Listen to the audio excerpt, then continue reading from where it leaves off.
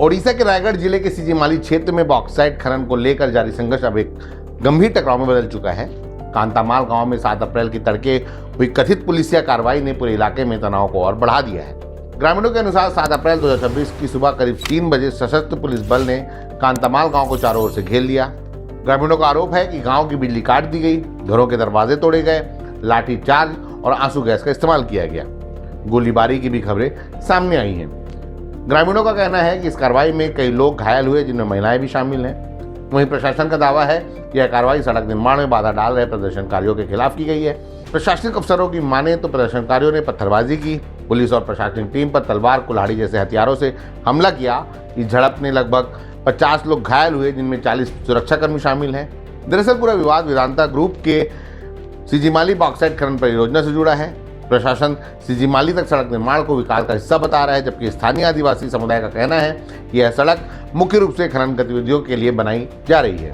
3 अप्रैल 2026 को प्रशासन ने सिजीमाली क्षेत्र में धारा 163 लागू कर दी। इस आदेश के तहत 4 से अधिक लोगों को इकट्ठा होने पर रोक है।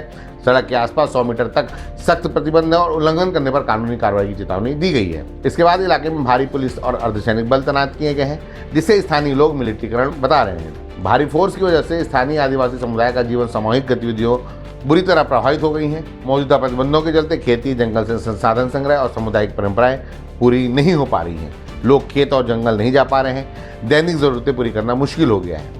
सामाजिक और सांस्कृतिक गतिविधियां बाधित हो रही हैं। इससे मानवाधिकार उल्लंघन के आरोप भी लग रहे हैं। स्थानीय लोगों और कार्यकर्ताओं का कहना है कि वन अधिकार अधिनियम 2006 और पंचायत अधिनियम 1996 के तहत ग्राम सभा की सहमति अनिवार्य है।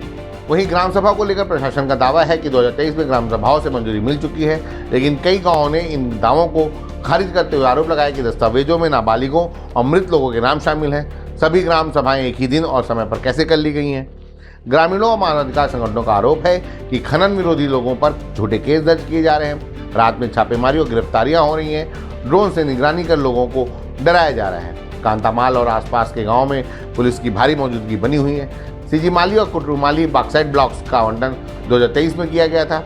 ये क्षेत्र संविधान की 5वीं अनुसूची के तहत आते हैं, जहां आदिवासी अधिकारों को विशेष संरक्षण प्राप्त है। यह संघर्ष 2013 के नियमगिरी संघर्ष की याद दिलाता है, जहां ग्राम सभाओं ने खनन परियोजना को खारिज कर दिया था। इस पूरे घटनाक्रम ने कई अहम सवाल खड़े कर दिए हैं कि क्या यह सड़क वास्तव में स्थानीय विकास के लिए है? अगर ग्राम सभा की सहमति थी तो विरोध क्यों हो रहा है?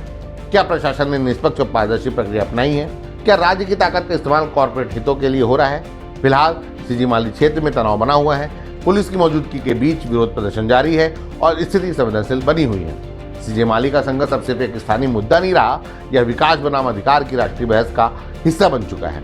आने वाले दिनों में यह देखना अहम होगा कि प्रशासन, न्याय व्यवस्था और समाज इस टकराव का समाधान कैसे निकालते हैं।